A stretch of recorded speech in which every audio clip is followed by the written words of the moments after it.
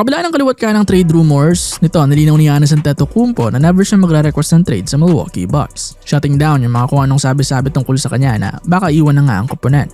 Pero eto ngayon sa trato ngayon ng mga Bucks fans sa kanya o sa team as a whole, baka ma-push na talaga nila na umalis ang 2-time NBA MVP nila.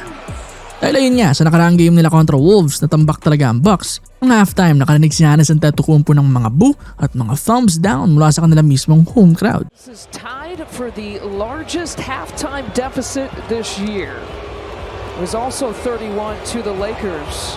And frustrations across the board here at Fiserv Forum coming up at the half, powered by UW Credit Union. The defense trying to figure out how to stop this. Pag-show yun ng mga fans ang disappointment sa pinapakita ng kanilang team dahil tambak nga ito ng 31 points after ng first half. Pero yung action na yun, mukhang dinala ni Giannis sa locker room at inisip talaga doon. Kaya pagdating ng second half, ginaya niya rin to na maka-end one siya. Nagburin siya at may thumbs down din, patama nga sa kanilang home crowd.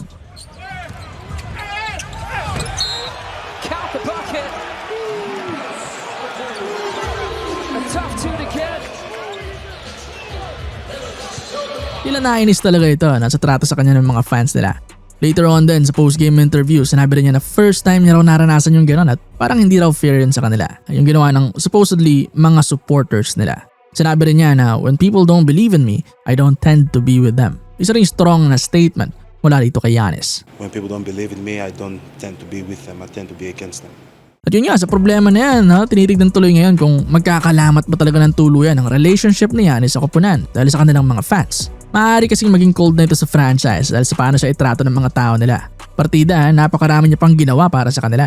Nanalo ng MVP award ng 2 beses, suot ang jersey ng team. At pinaka-importante, naibigay niya rin ang kauna-unahang kampyonato nila. Kaya ganoon na lamang talaga ka-disappointed tong si Giannis sa trato sa kanya, trato sa kanilang team. Kaya ngayon pinangangambahan na baka tumaas pa ang chance na ma-trade ito bago ang trade deadline or pagdating ng off-season. Pero ano man, wala ka naman sasabi kay Giannis. Bukod sa pinanalo niya ang koponan, naging sobrang patient din siya sa front office nila na bigyan siya ng help. Dahil gusto pa nga nito manalo ng sunod pa na title.